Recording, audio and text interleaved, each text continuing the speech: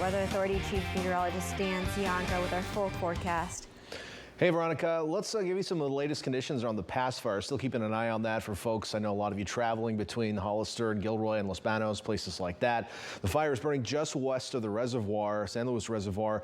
Right now, temperature is 73 degrees, so cooler than we had going into the weekend. It's actually a little bit warmer than what we had yesterday after the cooler winds came in. But those winds came in with a bluster, and they were gusty. We saw wind gusts at 30 to 40 miles per hour yesterday. Right now, still west-southwesterly winds, so coming in like this at about 14 to 19 miles per hour. The relative humidity quite a bit up now to 46%. It was very dry on the nose of those winds yesterday, but the humidity levels have come up, so some good news for the firefighters out there. Still dealing with a little wind today, I guess, up over the passes, 15 miles per hour in on Hollister and in Soledad at the moment. Same in Salinas, and I'll leave the wind arrows on here and show you the humidity values. We have some very low values in some of the higher inland locations, so we're going to see this really for the next week. And I know this is a big week for fires because of everyone with fireworks and going out and camping and things like that. So dry conditions will continue for our inland cities. We'll also continue to see gusty winds at times as the weather pattern remains somewhat active. And what I mean by that is if we look off to our north right now,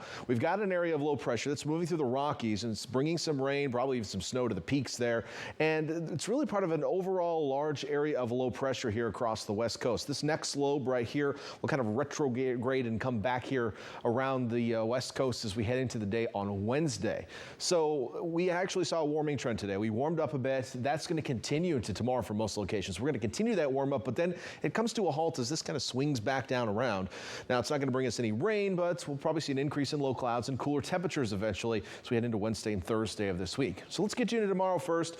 And the potential for some low clouds returning tonight is there. I don't expect it to be widespread. So as you wake up tomorrow morning, patchy low clouds at most. Our marine layer is still pretty disrupted at the moment, so we're not going to see that stable, flat layer of clouds like we typically see with a strong marine inversion. Just patchy stuff, okay? That's all you wake up to tomorrow. So we head into the afternoon, mostly sunny skies inland, a few low clouds possible near the coast in the afternoon. And then cloud cover probably a little bit more likely tomorrow evening than what we saw tonight. So with that, temperatures warming up tomorrow. Up in the hills especially, we're going to be in the mid to upper 80s up into the San Lorenzo Valley.